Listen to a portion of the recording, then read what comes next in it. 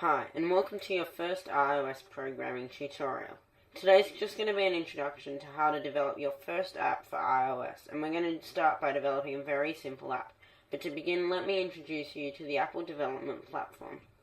So I'm at developer.apple.com, and I'll put the link in the description, but this is the whole developer center that Apple's provided for you. And you can access a whole lot of resources, and for $99 a year you can publish applications to the App Store. So I recommend checking it out and going in depth and looking into all these various links and seeing what you can find out about iOS development, and it's a great resource. Programming for iOS uses a programming language known as Objective-C and a compiler called Xcode. Xcode is developed by Apple and is used for programming Mac and iOS apps, meaning iPad and iPhone. You can download Xcode from developer.apple.com, but we're just going to download it from the Mac App Store. So let's go to Safari now, and if you go to the Mac App Store and just search Xcode, you'll find that it's the first app that comes up. So click into Xcode and open it up, and this is Xcode. You can install it. It's just over a gigabyte, the download size, so it takes a while to download, but it's free, and you do need it for developing iOS applications. Once you've got that installed, let's go ahead and open it up. Agree to the software license agreement and click on Create a New Xcode Project. You'll be prompted with this the first time you open up Xcode. You have a number of options, 7 under the iOS application menu, which is where we're going to be for this duration of our iOS application development tutorial series. Let me briefly walk you through these various templates for your application.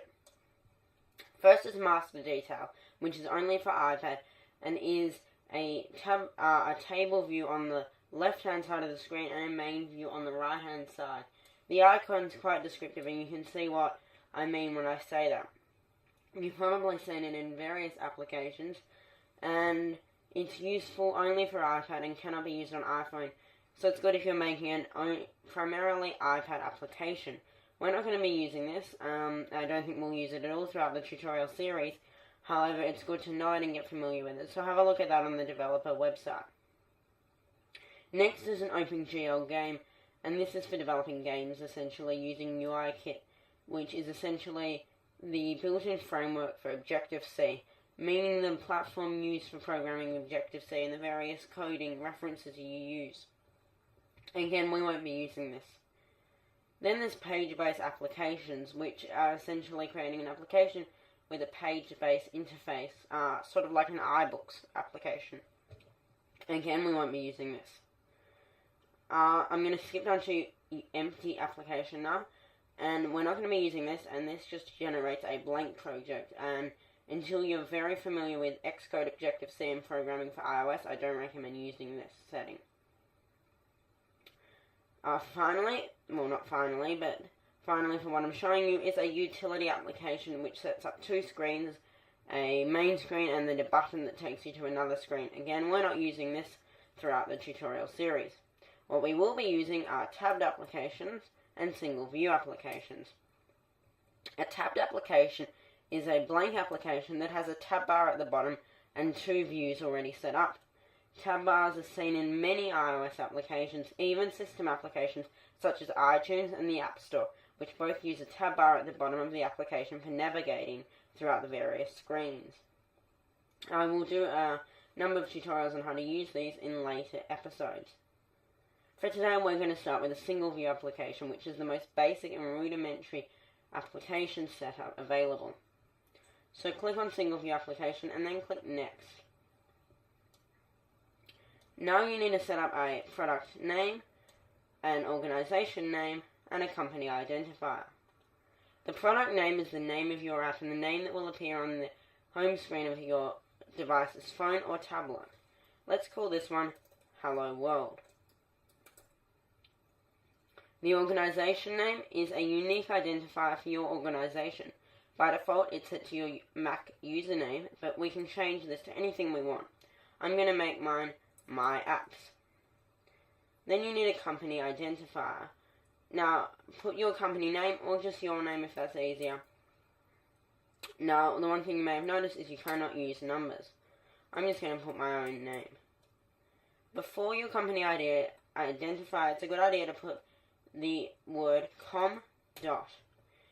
This generates a unique bundle identifier. There are often cases where there's more than one app with the same name on the App Store or on a user's phone, and the only thing that will differentiate these is the company identifier, is the bundle identifier, And the bundle identifier is formed with your company identifier plus your product name. It's essentially a reverse domain.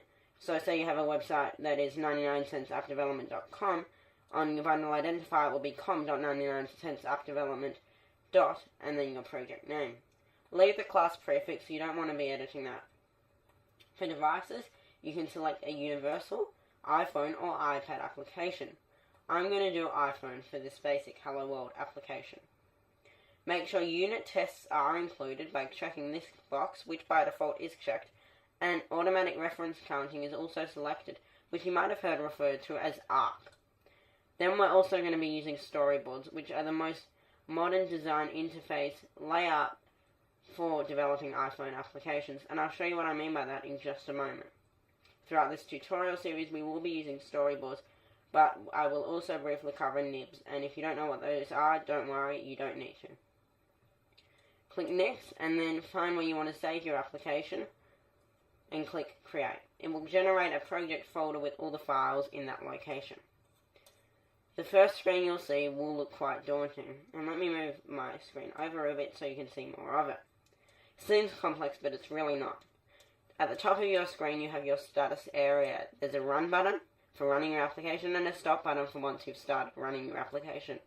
You've also got the scheme, which is essentially where do you want to run your application to.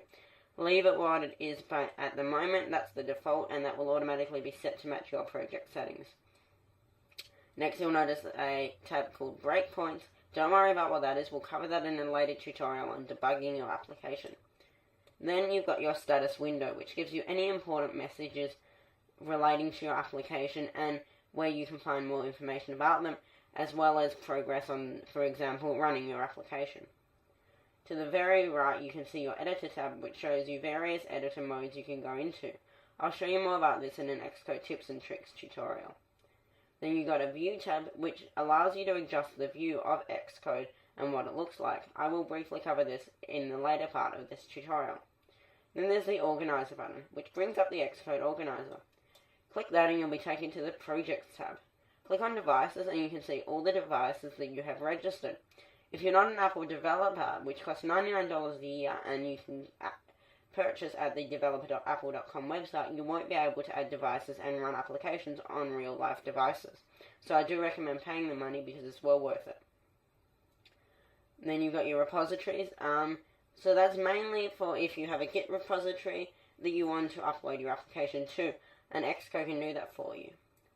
Documentation is a built-in documentation set built right into Xcode, so you don't even need to visit the developer website and find out more information, and there's even videos you can watch on the development process, and I will also show you how to access these from in your code directly. Back in the main Xcode window, we can see to the left we have this view here, and that's called our hierarchy panel. It shows us the hierarchy of all our files. So at the top we've got our whole project. Then we have all our files which run the application, all the frameworks, and a framework in object-oriented programming, which is what this is essentially a set of commands that you can then reference. So it's like a library, which is exactly what it's called. You can say, I want to use code from this library, and then use it in your application with minimal effort. You'll see what I mean in that in a later tutorial, and you'll find that you use frameworks a lot. Right now it probably seems very daunting, and you probably have no idea what I'm talking about, but you will get used to the idea of using frameworks. Then you've got a file called Hello World Tests, or your app name tests. Don't worry about these files, you don't need those, and under supporting files you also don't need to use any of these files at this stage. Products is just what is generated by default. They'll be in red, don't worry, that's not an error, just ignore it. To the center of the screen we can see our project summary window. We can see our bundle identifier, which we can change. We can't change the name of the project though. We can change the version of the application, the devices it runs for, and the deployment target, being the lowest operating system the user can have running on their phone. If you've got the latest version of Xcode as of the middle of 2013, the lowest setting you can have is iOS 4.3, but I recommend putting it onto a slightly higher setting. The disadvantages of putting it onto a higher setting include that it won't be compatible with older phones that haven't been updated. However, if you put it to, say, iOS 4.3, you won't be able to use some of the system features provided by iOS 6, such as built-in Facebook integration, which can be a problem in your application. It really depends what you're developing for. And throughout the tutorials, at the start of each tutorial, I will tell you what deployment target to set the application to match the code that we'll be using in our application. Don't worry about the main storyboard or the main interface, but let's have a look at supported interface orientations, which is fairly simple to understand what it does. You go to portrait. Does your application support portrait, upside down, landscape left, or landscape right? If it's got a black background, it means it supports that, and to make it unsupport that, just click on it, and then you can click again to support it. I want my application to work only when the phone is oriented in a portrait orientation facing up. The reason that upside down is not selected by default is on an iPhone, if the application is interrupted by a system function, say a phone call, and the phone is upside down, there may be a problem for the user. Apple don't discourage you using an upside down orientation, however it isn't recommended, and it's better just to leave it as portrait if your application is only going to support portrait. The status bar is the status bar at the top of your phone, and you can change what it looks like initially. We'll go into more detail on that later. Then there's the loading images, known as launch images, and the icons, which I'll also go into more detail about. Then all of this is all complex, and you really don't need to worry about it for now. If you do ever want to change your project name, just go to the right of the screen, and you'll notice under the Identity tab, which you may not be able to see, so just click the triangle, you'll see Project Name Hello World. If I want to change this, I can just change it to whatever I want, press Enter, and then Xcode will automatically ask me to rename all of these files. I'll click Yes, and enable the snapshot, meaning that it pretty much just creates a backup. And now my project is called Hello World App. And if I go into a phone and run it, you'll see that on the home screen it will say Hello World App. You've also got your Info tab on the project summary window, which is pretty much the in-depth version of the summary. Don't worry about that now, and don't worry about build settings. Build phases is important if you ever need to add any new libraries. Where it says link binary with libraries, click on the arrow and press the plus button to add a new library. I'll go through that in a later tutorial, but if you do ever follow other tutorials that require you to import libraries, that's what it means. And again, don't worry about build rules. So that's the basics of Xcode, and I'll go into more detail about how we can use it in the next tutorial, where we will create a basic Hello World application that takes the text a user entered into a text field and puts it into a label. Thanks for watching, and be sure to like and subscribe, and visit our website 99centsappdevelopment.com and contact us if you have any questions. Thanks for watching.